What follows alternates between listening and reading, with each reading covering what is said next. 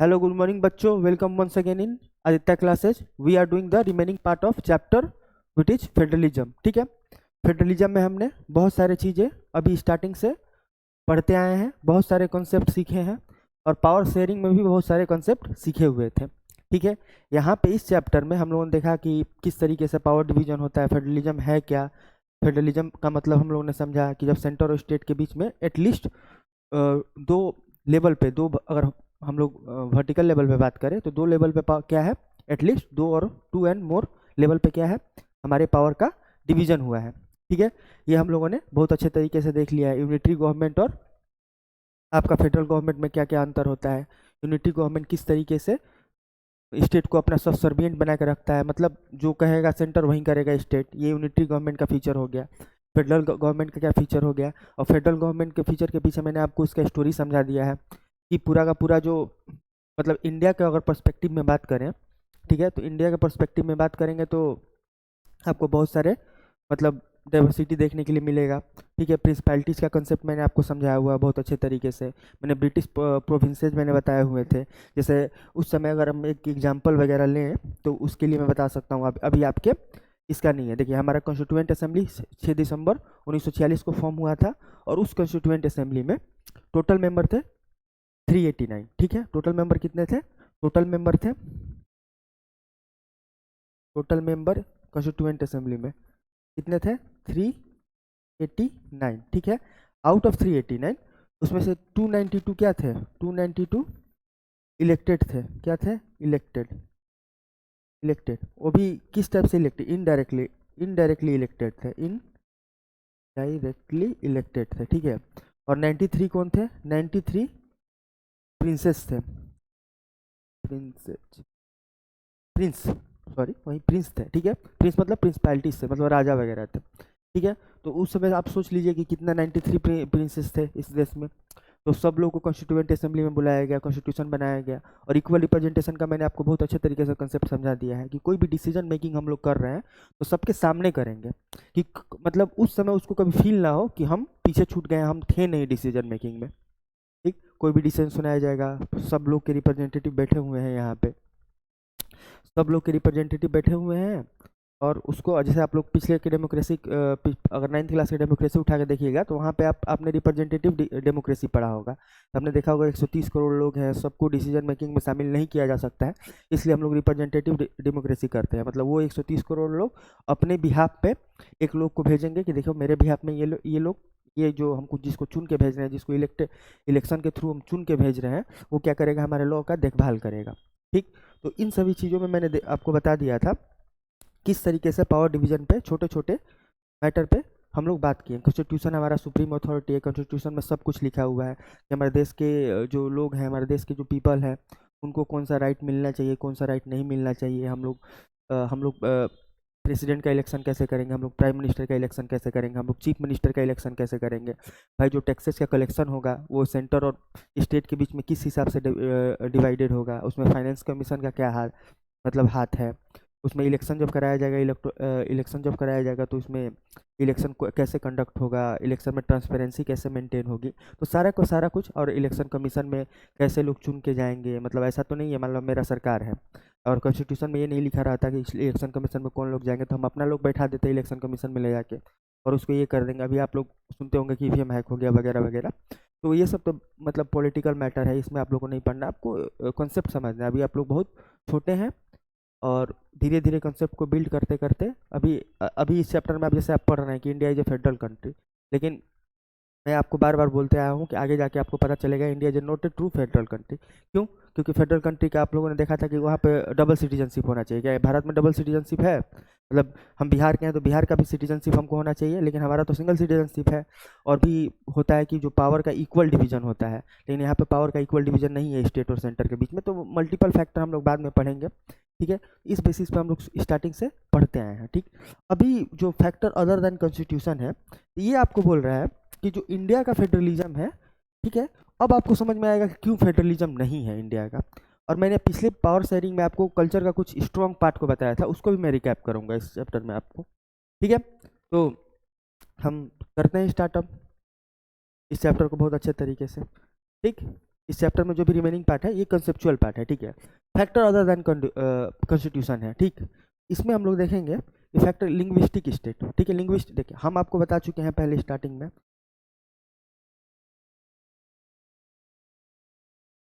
आपको पहले ही बता चुके हैं स्टेट में, ठीक है। तो हमारा जो भारत है एक बहुत डाइवर्स कंट्री, बहुत मतलब जब आपको इसके डाइवर्सिटी के बारे में समझ में आएगा तब आपको लगेगा अरे यार कैसे चल रहा है हमारा देश, ठीक है। कितना स्ट्रॉन्ग कॉन्स्टिट्यूशनल वैल्यूज है, जो हमारे फ्रीडम फाइटर थे क्या करके गए हैं, तब आपको समझ में आएगा।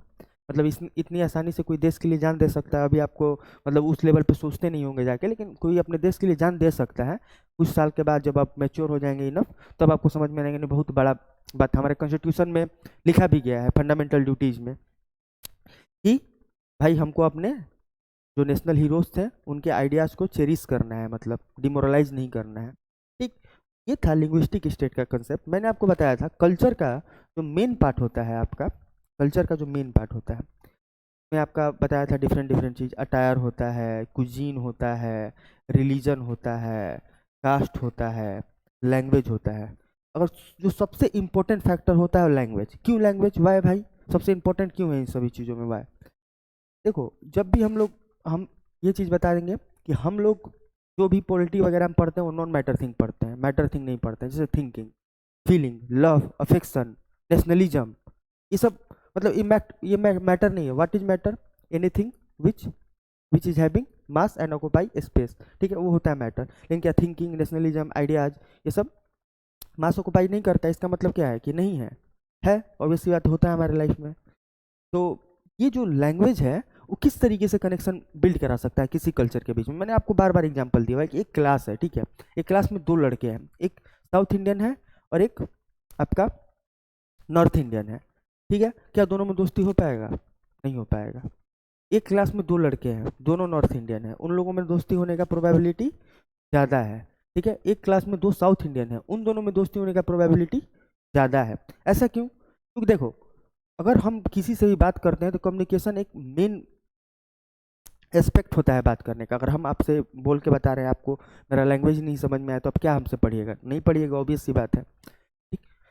तो मतलब जब भी हम अपने आइडियाज़ को शेयर करते हैं एक लैंग्वेज के थ्रू शेयर करते हैं कि सामने वाले को समझ में आए, एक उसका ग्रामर होता है, प्रॉपर ग्रामर होता है सामने वाले को समझने का, उसको एक जरिया होता है लैंग्वेज।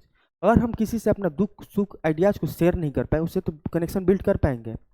मान लो हमको किसी इशू के खिलाफ प्रोटेस्ट करना है, ठीक है, तो हम जिस स्टेट में प्रोटेस्ट कर रहे हैं उस स्टेट के गवर्नमेंट को दूसरे लैंग्वेज पता है, हम गए हैं हमको दूसरा लैंग्वेज पता है, और मेरा जो साथी है उसको दूसरा लैंग्वेज पता है। हम तीनों लोग अलग अलग लैंग्वेज के हैं, तो क्या एक्सप्रेस कर पाएंगे अपने आप को? ऑब्वियस सी बात है उस लेवल पर जाके एक्सप्रेस नहीं कर पाएंगे, ठीक।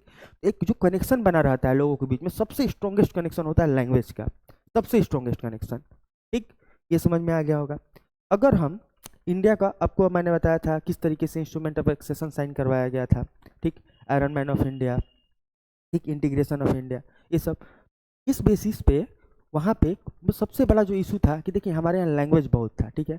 आप वेस्ट बंगाल में चल जाइए बंगाली, आप खुद बिहार में देखिएगा तो इधर नॉर्थ बिहार में आपको भोजपुरी वगैरह मिलेगा, इधर मैथिली वगैरह मिलेगा, मगही वगैरह मिलेगा, ठीक, इस टाइप का लैंग्वेज मिलेगा। आप उत्तर प्रदेश में चलिएगा वहाँ पे डिफरेंट डिफरेंट लैंग्वेज है, इधर पंजाब में डिफरेंट लैंग्वेज, हरियाणा में different language, Gujarati language, Marathi language, Malayalam, आपको तेलुगु वगैरह मिल जाएगा, आपको तमिल वगैरह मिल जाएगा। तो डिफरेंट डिफरेंट लैंग्वेज का हमारे यहाँ ये था। और सबसे पहला जो लिंग्विस्टिक बेसिस पे जिस मतलब सबसे बड़ा हेडेक था पंडित जवाहरलाल नेहरू के लिए कि लिंग्विस्टिक स्टेट का अगर क्रिएशन कर देंगे, मान लो सबसे पहले तो आंध्र प्रदेश हुआ था, इसको लिंग्विस्टिक स्टेट पे हम लोग क्रिएट करनी, तो ये भी बोलेगा कि हमारा एक लिंग्विस्टिक स्टेट बनाओ भाई अलग। फिर मलयालम वाले बोलेंगे कि हमारा बनाओ, कन्नड़ वाले बोलेंगे कि नहीं हमारा बनाओ, मराठी वाले बोलेंगे नहीं हमारा भाई लिंग्विस्टिक स्टेट बनाओ, भोजपुरी वाले बोलेंगे हमारा बनाओ। इतना ज़्यादा डिवीजन हो जाएगा, इतना ज़्यादा सोसाइटी में डिवीजन हो जाएगा कि उसको फिर लेके चल पाना स्लाइटली टफ हो जाएगा। क्या हो जाएगा? स्लाइटली टफ हो जाएगा, बहुत मुश्किल हो जाएगा, एक दूसरे में कॉन्फ्लिक्ट होने के चांसेस बहुत ज़्यादा इंक्रीज हो जाएंगे। इसलिए क्या था कि उनके दिमाग में क्या हुआ, हेडेक था बहुत बड़ा, फिर भी कुछ लोग नहीं माने तो लिंग्विस्टिक स्टेट का क्रिएशन किया गया। पहला लिंग्विस्टिक स्टेट क्या था आपका? आंध्र प्रदेश था, ये याद रखना है। पहले जैसे सौराष्ट्र नाम था, सौराष्ट्र से महाराष्ट्र बना, गुजराती बना। ये दोनों लैंग्वेज, ये दोनों जो स्टेट का डिवीजन हुआ था लैंग्वेज के बेसिस पे ही हुआ था। बिहार झारखंड का कल्चर के बेसिस पे, लैंग्वेज के बेसिस पे ही डिवीजन हुआ था। नागालैंड वगैरह हो गया। तो लैंग्वेज पॉलिसी में अभी हम लोग श्रीलंका वगैरह में देखे हैं कि किस तरीके से तमिल वगैरह वगैरह जो था, तमिल इलम स्टेट का मतलब ये डिमांड कर रहे थे, सिन्हाला अलग स्टेट का डिमांड कर रहे थे, क्रिश्चियन अलग स्टेट का डिमांड कर रहे थे, रिलीजियस वहाँ पर रिलीजियस डाइवर्सिटी था, लिंग्विस्टिक डाइवर्सिटी भी था, सेम टू सेम केस हमारा था। ठीक है, तो हमारे कॉन्स्टिट्यूशन में जो वैल्यूज है इतने तगड़े इंस्क्रीन किए गए हैं, इतने तगड़े इंस्क्रीन है उसमें कि हमारे देश में भी तुम 80 साल 75-80 साल से ऑलमोस्ट हो गया है आज़ादी के, हमारा कॉन्स्टिट्यूशन ज्यों का त्यों चल रहा है, कभी भी सिविल वार लाइक सिचुएशन हमारे देश में पैदा नहीं हुआ है। हमारे कॉन्स्टिट्यूशन की सुप्रीमेसी है, यानी हमारे कॉन्स्टिट्यूशन जो लिखा गया है और जो उसको फुलफिल करने के लिए, इम्प्लीमेंट करने के लिए जो आइडियाज़ और सोसाइटी में जो मेहनत किया गया उसके पीछे, वो बहुत ज़्यादा कारीगर साबित रहा है, बहुत ज़्यादा वर्कफुल रहा है लोगों के लिए। इसलिए हमारा देश चल रहा है, नहीं तो हमारे यहाँ तो बहुत ज़्यादा डाइवर्सिटी है, श्रीलंका से भी ज़्यादा डाइवर्सिटी है। ठीक, इस बेसिस पे हम लोग देखेंगे कि लिंग्विस्टिक स्टेट क्यों हेडेक था लोगों के लिए। इसलिए अभी एग्जाम्पल में नागालैंड, झारखंड, आंध्र प्रदेश, महाराष्ट्र वगैरह लिख सकते हैं, बहुत सारा एग्जाम्पल है। ठीक है, अभी वही वाला चीज़ बताएं, the creation of linguistic state was the first and the major test for democratic politics. ये बहुत बड़ा टेस्ट था कि डेमोक्रेसी बना के रखना है और लिंग्विस्टिक स्टेट भी बनाना है, क्योंकि कॉन्फ्लिक्ट होने के चांसेस बहुत ज़्यादा इंक्रीज होते हैं, डेमोक्रेसी फिर नहीं रह पाता। डेमोक्रेसी क्यों नहीं रह पाता? सरकार उसको ओवरकम करने के लिए सप्रेस करती और लोगों का राज कैसे रह पाता? वो फिर तो डेस्पोटिज्म हो जाता, मिलिट्री रूल की तरह एक हो जाता वो। ठीक, after the independence in 1947 the boundaries of several old states were changed in order to create a new state। ठीक है, न्यू स्टेट हम लोग का जो बाउंड्री चेंज किया गया था वो अलग अलग बेसिस पे बाउंड्री चेंज किया गया था, वो लैंग्वेज के बेसिस पे बिल्कुल नहीं था, लैंग्वेज के बेसिस पे बिल्कुल नहीं था। ठीक है, ये बात याद रखना है। फिर उसके बाद में क्या होगा, this was done to ensure that people who spoke the same language share common culture, ethnicity और geography could live in the same state, example Nagaland and Jharkhand. ठीक है, हमारे देखो इसमें कुछ ऑर्डर दूसरा लिखा हुआ है, लेकिन एग्जैक्टली आपको बता रहा हूँ एग्जैक्टली हुआ क्या था। एग्जैक्टली वहाँ पे इशू ये था कि जो हमारे इंटीग्रेशन वगैरह होने लगा इंडिया का, तो जिस तरीके से मिलता गया उस तरीके से इंटीग्रेट करता गया, और हमारे जो फाउंडिंग फादर्स थे कॉन्स्टिट्यूशन असेंबली में, वो नहीं चाहते थे कि लिंग्विस्टिक बेसिस पे हो, हाँ कल्चर के बेसिस पे हो जाए, फूड के बेसिस, जियोग्राफी के बेसिस पे हो जाए, लेकिन लैंग्वेज के बेसिस पे ना हो, क्योंकि लैंग्वेज सबसे स्ट्रॉन्गेस्ट पार्ट है एक दूसरे को कनेक्ट करके रखने का। ठीक, ये समझ में आ गया। तो ये हेडेक था, तो पहला आंध्र प्रदेश देश बना, और किस तरीके से टेस्ट फॉर द डेमोक्रेसी हो सकता है मैंने आपको ओवर एक्सप्लेन किया है इस चीज़ को, तो उम्मीद करता हूँ ये चीज़ आपको बहुत अच्छे तरीके से समझ में आ गया हो। ठीक है, स्लाइटली थोड़ा सा ये नॉन मैटर थिंग समझने में थोड़ा सा मुश्किल होता है, लेकिन मैं जो जो बोल रहा हूँ वो बहुत इंपॉर्टेंट है। ठीक, ये समझ में आ गया। एग्जाम्पल याद रखना है कि वन वर्ड मतलब मल्टीपल चॉइस क्वेश्चन में ये आ सकता है। ठीक है, लैंग्वेज पॉलिसी में क्या बनाया गया, लैंग्वेज पॉलिसी में इतना ज़्यादा लैंग्वेज के जब डाइवर्सिटी के लोग रहते हैं, तो अगर कोई अगर श्रीलंका में मेजोरिटी के बेसिस पे बना दिया गया था सिन्हाला को, ठीक है, तो क्या यहाँ पे हिंदी को बना देते तो क्या रिवोल्ट हो सकता था? ऑब्वियस सी बात है, हो सकता था। इसलिए यहाँ पे हिंदी के साथ साथ 21 और ऑफिशियल लैंग्वेज को चुने गए, मतलब सबको इक्वल रिप्रेजेंटेशन दिया गया, जिसको शेड्यूल लैंग्वेज भी बोलते हैं, जिसमें मैथिली भी है, हमारे बिहार से मैथिली भी है, बोडो है। ठीक है, तो डिफरेंट लैंग्वेज है, वो तो याद नहीं करने का जरूरत है। अभी आप देखिए पिछले प्रूडेंशियल रीजनिंग में सिन्हाला को सिर्फ ऑफिशियल लैंग्वेज बनाया गया था, लेकिन यहाँ पे हिंदी के साथ साथ 21 लैंग्वेज अदर भी है जो ऑफिशियल का दर्जा क्या किए हुए हैं, हासिल किए हुए हैं, जिसमें तमिल, कन्नड़ वगैरह वगैरह सब है, मतलब सबको इक्वल रिप्रेजेंटेशन दिया गया है। ठीक, इक्वल रिप्रेजेंटेशन का समझ में आ गया कि भाई लैंग्वेज के बेसिस पर कॉन्फ्लिक्ट ना हो, कोई ये ना बोले कि हमको लैंग्वेज के बेसिस पर अलग हमको स्टेट बना दो। ठीक, ये हो गया, वही वाला चीज़ लिखा हुआ है यहाँ पे आप देख सकते हैं। ठीक है, a second test for Indian federation is the language policy, Hindi was identify as the official language, besides Hindi there are 21 other language recognise as a schedule language, याद रखना है, बाय द कॉन्स्टिट्यूशन। ठीक है, states to have their own official language and other and government work take place in the official language of the concern state. देखो अभी भी बहुत सारे जो डिफरेंट स्टेट है, तो वहाँ पे कन्वर्सेशन इंग्लिश में होता है। ठीक है, वो इंग्लिश में क्यों होता है वो बात की बात है। देखो अगर मान लो बिहार है और तमिल है, उन दोनों के स्टेट के बीच में हम अपने आपस में बातचीत करना है, ऑफिशियल बातचीत करना है। ठीक है, हम तो हिंदी में लिख के भेजेंगे, उसको समझ में नहीं आएगा, वो तमिल में लिख के भेजेगा, हमको समझ में नहीं आएगा। इसलिए अभी भी इंग्लिश जो होता है बहुत ज़्यादा प्रोमिनेंटली हमारे जो देश में और हमारे एडमिनिस्ट्रेशन में यूज होता है, और इंग्लिश का डिमांड इंडिया में भी इसलिए बहुत ज़्यादा है। ये एक मजबूरी है हमारा, समझने का कोशिश करो। ठीक है, जो लोग बोलते हैं कि हिंदी को बना दो, हिंदी को बना दो, तो अब तुमको समझ में आएगा कि हिंदी को क्यों नहीं बनाया जा रहा है, क्या इशू है उसके पीछे। ठीक है, ये समझ में आ गया। चलो आगे बढ़ते हैं हम। सेंटर एंड स्टेट रिलेशन, ठीक है। सेंटर एंड एक कोलिशन गवर्नमेंट मैंने आपको बताया हुआ था, कोलिशन गवर्नमेंट। कोलिशन गवर्नमेंट क्या होता है भाई? कोलिशन गवर्नमेंट हमको पता है आपको कि जो हमारा पार्लियामेंट है, लोकसभा, पार्लियामेंट में दो हाउस होता है, एक अपर हाउस, एक हमारा पार्लियामेंट है, ठीक है।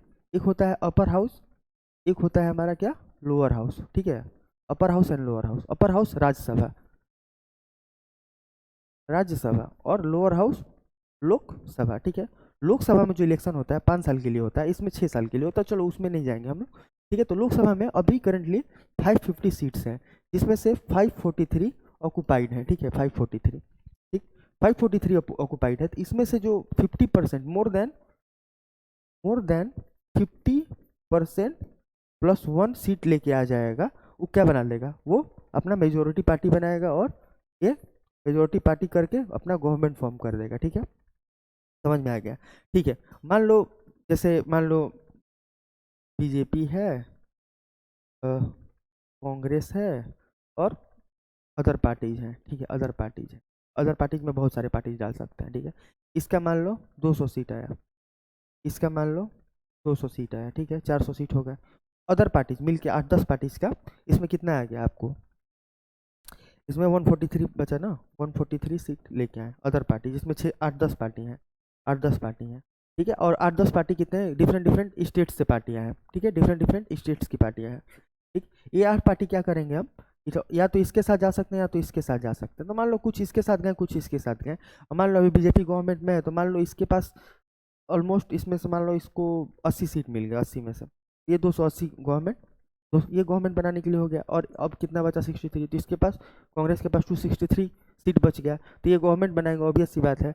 ये जब गवर्नमेंट बनाएगा तो इसमें जो 80 मेंबर गए हैं एक्स्ट्रा, जो डिफरेंट स्टेट के हैं, जो डिफरेंट स्टेट्स के हैं, तो अगर मान लीजिए डिफरेंट स्टेट के हैं, ये पार्टी में जाएंगे, तो पार्टी में एक जो सेंटर और स्टेट का, क्योंकि इन्हीं 80 पार्टीज की वजह से इनका गवर्नमेंट फॉर्म हुआ है, तो 80 जो लोग पहुंचे हैं स्टेट्स के, तो क्या सेंटर सेंटर इनके साथ कभी बिगड़ाव करेगा अपना? क्योंकि जब बिगड़ाव करेगा तो फिर से इस पार्टी को छोड़ देंगे, इसका गवर्नमेंट चला जाएगा, ठीक है, ऑब्वियस सी बात है भाई।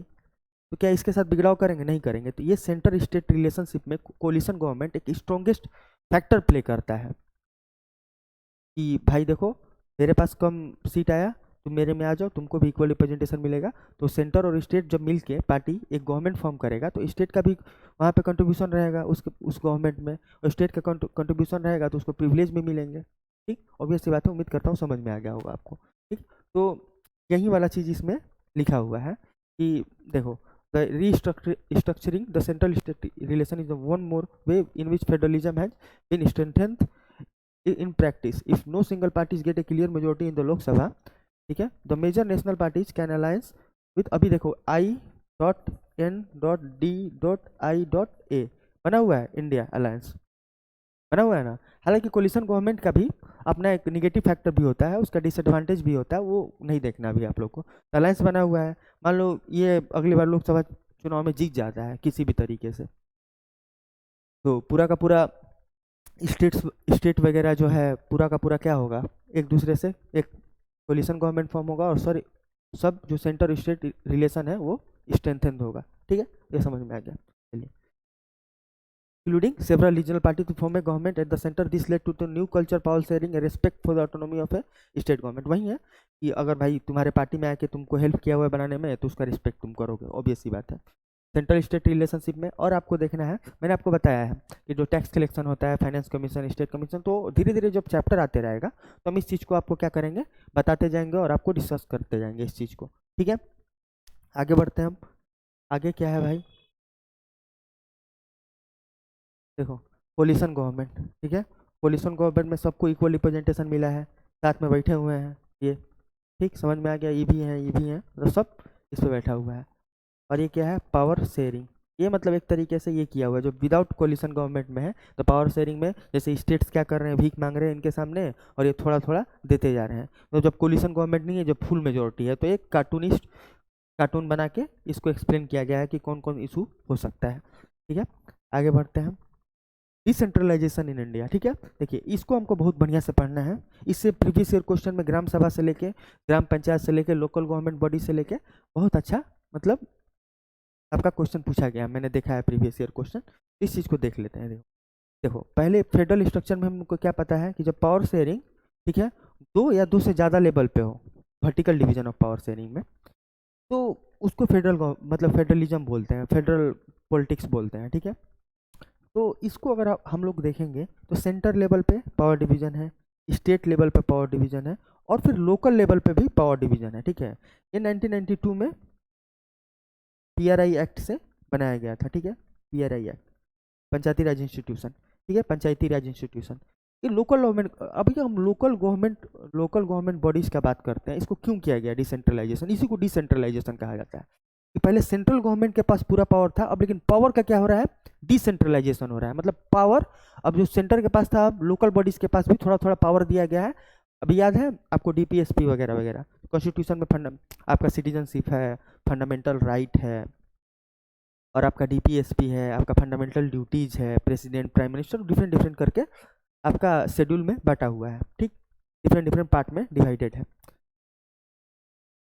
तो जो आपका लोकल गवर्नमेंट बॉडी है, ठीक है, लोकल गवर्नमेंट बॉडी है, तो उसी में DPSP में, सॉरी मैं आपको बता रहा हूँ, उसी में DPSP में क्या हुआ था, DPSP में महात्मा गांधी का क्या था, सपना था कि हमारा जो ग्राम स्वराज बने, ग्राम स्वराज मतलब ग्राम, गांव के लोगों के पास खुद का पावर हो। तो लोकल गवर्नमेंट बॉडी में 2 टाइप से, एक टाउन है और एक रूरल एरिया है, एक अर्बन एरिया और एक रूरल एरिया। ठीक, अर्बन एरिया और एक रूरल एरिया है। ठीक है, टाउन है, रूरल एरिया है। ठीक है, टाउन में भी आपका 3 टाइप से मिलेगा, आपको म्युनिसिपल कॉर्पोरेशन मिलेगा।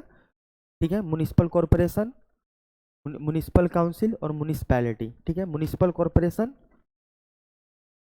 म्युनिसिपल काउंसिल और आपका म्युनिसिपैलिटी मिलेगा। ये कौन कौन सा जगह बनेगा, ठीक है, उसके बेस पे क्या करेंगे हम लोग, उसके बेसिस पे इसको बात करेंगे कि कितना पॉपुलेशन है उस टाउन का। ठीक है, जब 10 लाख से ऊपर हो, 10 लाख से नीचे हो, तो इसको बहुत अच्छे तरीके से डिस्कस करेंगे। नेक्स्ट क्लास में हम बता दे रहे हैं, आपको बेसिक स्ट्रक्चर दे रहे हैं। रूरल गवर्नमेंट में क्या है, ग्राम पंचायत का फॉर्मेशन होता है। ठीक है, ग्राम पंचायत, बहुत सारे ग्राम पंचायत मिलकर क्या बनाते हैं, पंचायत समिति बनाते हैं। ठीक है, तो ग्राम पंचायत का क्या है, तो यहाँ पे आपको सरपंच है, ठीक है, और मुखिया है। ठीक है, और एक ग्राम सभा है। ग्राम सभा में क्या होता है, जो भी एडल्ट हैं उस गांव के सारे इसका मेंबर रहेंगे। तो डिसीजन मेकिंग में क्या होता है, जब सारे के सारे लोकल गवर्नमेंट में मेंबर रहेंगे, डिसीजन मेकिंग में सबका अपना पार्टिसिपेशन होगा, सब लोग अपनी बातों को रख सकेंगे। ठीक है, बहुत अच्छे तरीके से, ये आइडियाज़ था इसके पीछे। ठीक, और क्या होगा, मान लीजिए आपको कोई कंप्लेन करना है, ठीक है, तो मोदी जी से डायरेक्ट जाके तो कंप्लेन नहीं कीजिएगा ना, आपका मुखिया सबसे पहले उसको कंप्लेन कीजिएगा। वो इजीली एक्सेसिबल होता है कि नहीं, रोज रोज दिखता है भाई, रोज बात कर लेंगे उससे जाके, उसको भी वोटिंग से बनाए हुए हैं, अगली बार कुछ नहीं काम किया होगा तो उसको हटा देंगे। ठीक, ठीक है, तो इजीली एक्सेसिबल होता है, इक्वल रिप्रेजेंटेशन होता है। ठीक है, ये दो दो फैक्टर हो गया।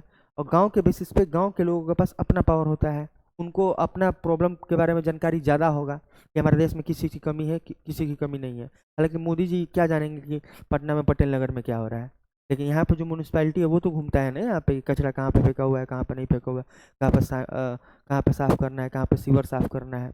ठीक है, तो यहाँ पे इसी तरीके से यहाँ पे मेयर का चुनाव होता है, वार्ड होते हैं और एक एल्डर मैन होता है। ठीक है, और इन सभी का देखने के लिए कौन होता है, एक म्यूनिसिपैलिटी कमिश्नर होता है, जो कि बेसिकली एक DM होता है। DM मतलब डिस्ट्रिक्ट मजिस्ट्रेट। तो इस चीज़ को बहुत अच्छे तरीके से हम लोग नेक्स्ट क्लास में डिस्कस करेंगे। Thank you so much, stay tune with Aditya classes. हम लोग सारे के सारे कंसेप्ट पे बहुत अच्छे तरीके से और बहुत खुल के और बहुत इलेबोरेटली डिस्कस करेंगे। ठीक है, तो stay tune with Aditya classes, मिलते हैं नेक्स्ट क्लास में।